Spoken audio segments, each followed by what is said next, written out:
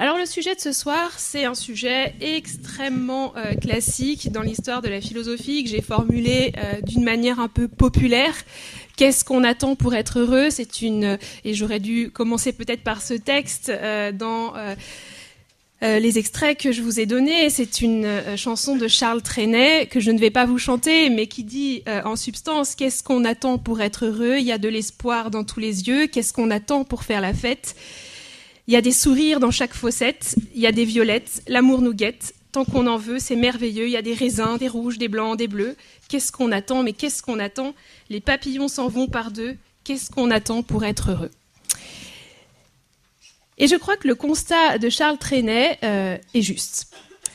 Alors même que nous semblons ne manquer de rien, il y a des sourires, il y a des violettes, il y a des raisins, des papillons, le bonheur nous manque toujours. Nous l'attendons.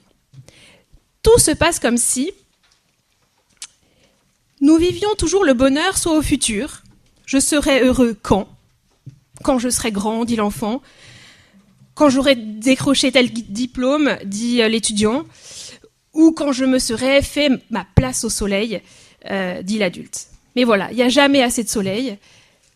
Ou on n'est jamais là où il fait beau. Là où ça se passe. Et la vie ressemble à une sorte de longue attente où le bonheur semble être un horizon qui recule sans cesse. Donc on le vit toujours au futur, ce bonheur, ou au conditionnel. Non seulement je serai heureux quand, mais je serai heureux si. Je serai heureux si telle et telle condition était réunie. Alors bien sûr, vous allez me dire, non, mais des fois quand même, vous exagérez. On peut être joyeux, on peut être gai, on peut être content. Mais effectivement, dans le sens philosophique du mot bonheur, il y a l'idée très ambitieuse d'une satisfaction intégrale de nos désirs. On dit d'ailleurs, pour dire je suis heureux, on dit je suis comblé. Il n'y a plus de manque. Et nous semblons, c'est ça qui est problématique, toujours manquer quand même de quelque chose. Voilà, donc partons de ce constat. Nous serons heureux quand ? Nous serions heureux si. Mais si quoi, justement ?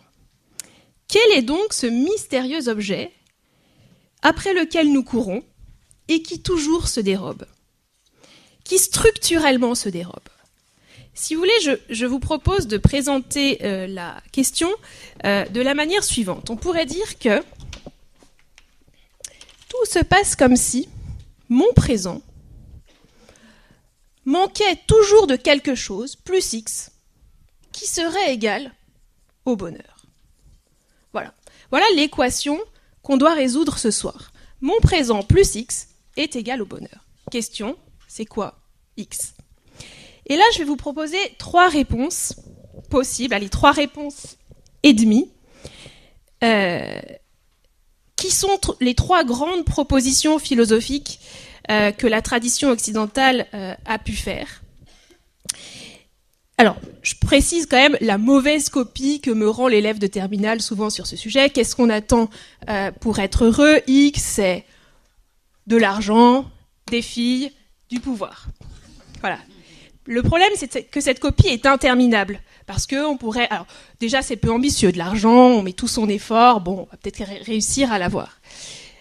Cette copie est interminable. La liste ne paraît jamais achevée.